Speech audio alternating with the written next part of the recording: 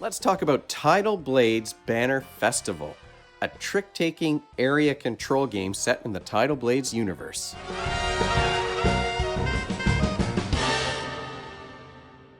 Welcome to Brains on Games. I'm Dr. Brian McDonald. In this episode, we're going to talk about the brand new game that came out not too long ago from the folks at Lucky Duck Games and Druid City Games. This is the new Tidal Blades game, one that has some trick-taking mechanics. So you know I was excited to test this one out. Tidal Blades Banner Festival is the name of the game here. And this is a game that plays with between 2 and 5 players. You can play with kids age 8 and up, and games only take about half an hour. Let's take a deeper look at Tidal Blades Banner Festival by Lucky Duck and Druid City Games. Banner Festival is a light game, and maybe you can tell from the board that this is very clearly a Tidal Blades game. It has that color palette that I always associate with those Tidal Blade games. And in this light game, through area control and some trick-taking mechanics, you're trying to be the player who earns the most points after 3 rounds of play. There are a few different ways you can earn those points. One is by earning the most of these little squishy fruits that you can see in the middle of the board. You also want to control the majority of the towers on either side of the board, and you can earn points by racing your little jet ski and doing laps around this track in the middle of the board. I've set the board up here for a 2-player game. So there are 2 jet skis, there are 7 fruit in the middle, and some of the docks are covered by some banners. These little wooden tokens are called banners. At the first dock in each quadrant is covered by a banner in a non-player color, so you're not going to be able to place any banners on those docks. At the beginning of the game, you're going to have this gate. This is called the trade gate, and that's going to be placed right here in the number 4 space. But in each turn after that, the player who plays the lowest card is going to be the one who moves this gate around and decides where it's going to end up. You begin the game, once this gate is placed, you're going to start playing cards they call them bouts, but they're basically you're playing tricks. You're playing your cards face down, and then they're revealed simultaneously. In a 2-player game, there are going to be 2 extra cards dealt from the deck. The first one goes face up so everybody can see it before they play their cards. The second one goes face down, so you're not going to be 100% sure whether the card you play is going to be the lowest or the highest or somewhere in the middle. Once everyone's chosen their card and placed it face down, those get revealed simultaneously, and then you figure out who's got the highest or the lowest, or a card that's in between those two, and then you get to take some action based on your position in that hierarchy. Each quadrant, and you may be able to see this on the board, but each quadrant has a different way of ranking the suits. So if you're in these yellow spaces where the trade gate is now, and that's what you're focusing on, you're always on the quadrant where the trade gate is, that's what you have to pay. It doesn't matter where your jet skis are, you're playing in this quadrant where the trade gate is. So in this case, yellow is going to be the most powerful card, orange is going to be the least powerful card, and that's going to vary as you go around the board. The player who plays the highest number, the cards are numbered from 0 to 9. So if you play the highest number in the highest ranked suit, you are going to have the highest card in the game. The one who plays the highest card gets to move their jet ski to the trade gate, which, as I said, becomes really important because doing laps around this little track is one way that you're going to earn a lot of victory points. The player who plays the lowest card, the lowest number in the lowest suit, is going to get to, at the beginning of the next bout, move the trade gate anywhere from 1 to 4 spaces around the board, and they also get to activate some power that's at the bottom of their card. Each of these cards has an ability that's written at the bottom. This one says that you can move your watercraft 1 space for each of your banners in that region. So the highest card in the highest ranked suit is going to move their jet ski to the trade gate. The lowest card in the lowest ranked suit is going to activate a power on the card that they played, and they're going to get to move the trade gate on the next turn. If you're somewhere in the middle, you get to place a banner. Where you place it really depends on the card that you played. So if I had played this purple 2, and I'm working in this quadrant here, and that's one of the cards that's in the middle, I would get to place a banner on this dock right here, because you can see if it's either a teal card or a purple card, that's where you're going to place your banner. I will get a fruit for doing that, and then at the end of the round, you're going to earn some points based on whether you have the majority in either half of the board. Each of these docks can only accommodate one banner, so they do fill up if you both manage to fill the same dock on the same turn, like at the same time, because everything's simultaneous. Then you might get more than one on a dock, but typically now this one is blocked off. Nobody else will be able to put their banner on there, but there is one tower in the middle of the board, in the middle of each half of the board, I should say, and you can stack up the banners on that tower. Play continues like that. You're going to continue to play those tricks, those bouts, as I said. You'll continue to play those bouts until you run out of cards, and then there's going to be some end of round scoring, and then that repeats for 3 rounds. You'll be earning fruit by placing your banners, by using the abilities on some of your cards. There's one other way. You can do stunts with your jet ski in order to earn fruit, and I'll tell you about that. But once this fruit circle in the middle of the board is empty, then you immediately get to earn some points. At the end of that trick, at the end of that bout, there's a feast. And when you have a feast, once these fruits have run out, you look for who has the most, who has the majority of the fruit from that center part of the board, and you get one victory point. The person who has the most gets one victory point for each of those.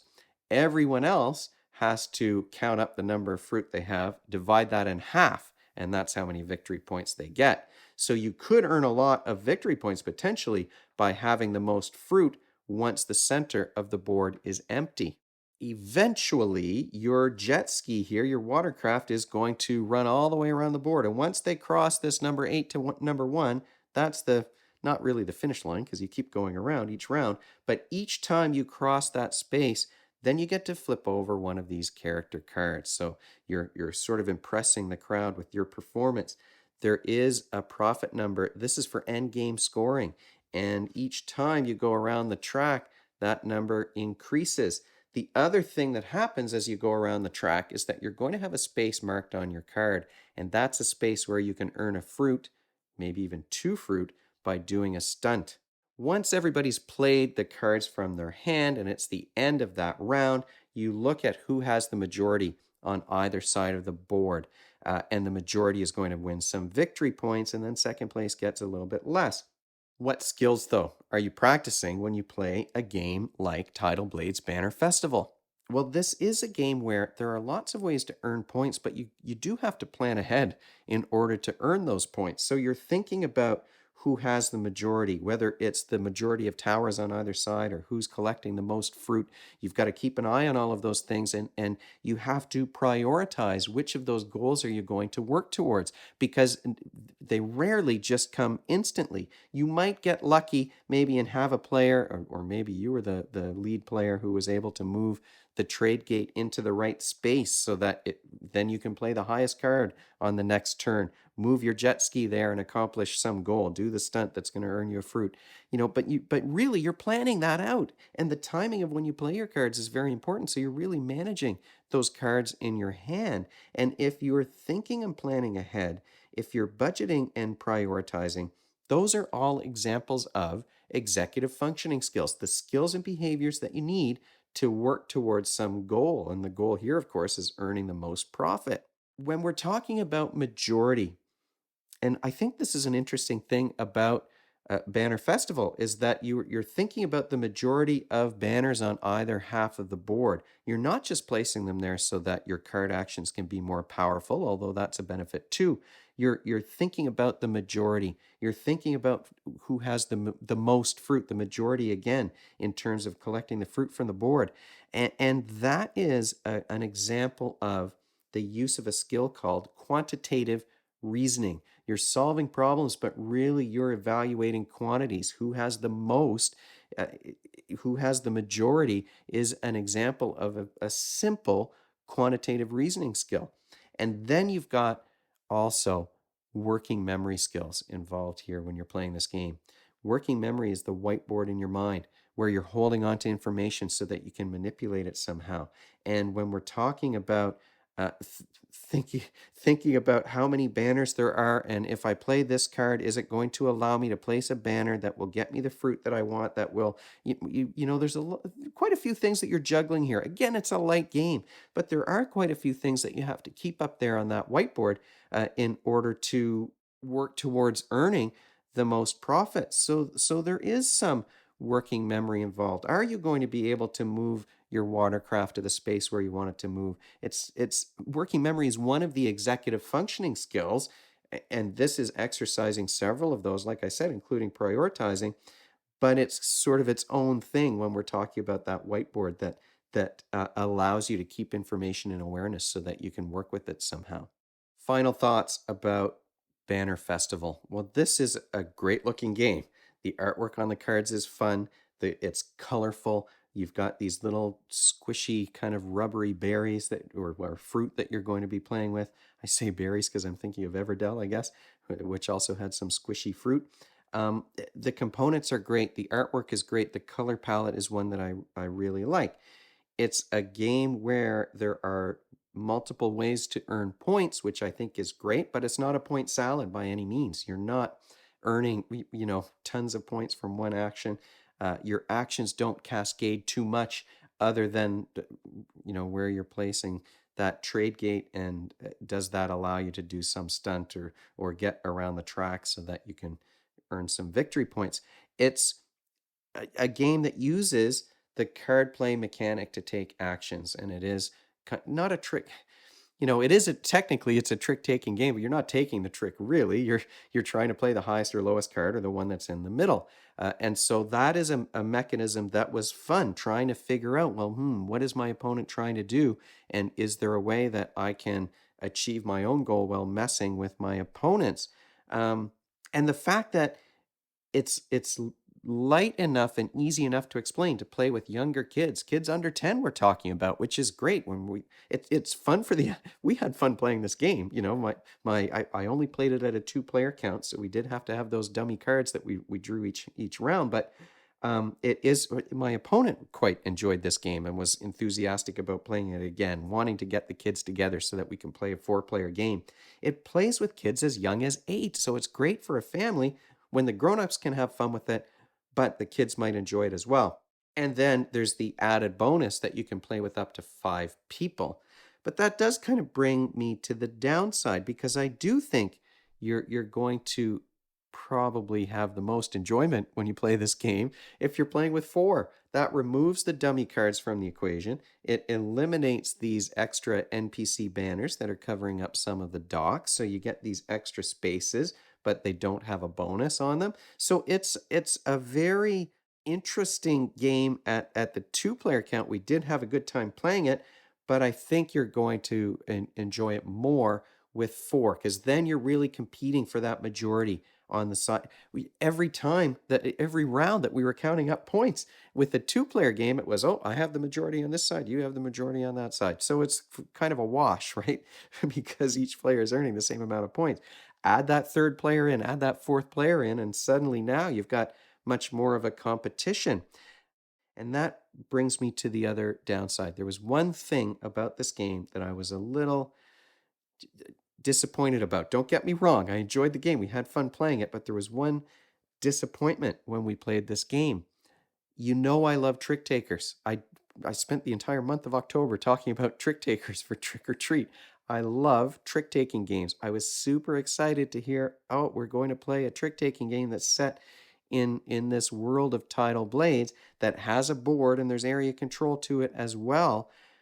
But you're not really taking the tricks. You're not counting up how many hands you win. You're achieving some goal by playing the highest or lowest or mid-range card, but you can't see what the other players have played in order to kind of inform your card plays. So you're sort of evaluating what they're working towards if you want to try and mess with them. But it's not a traditional trick taker.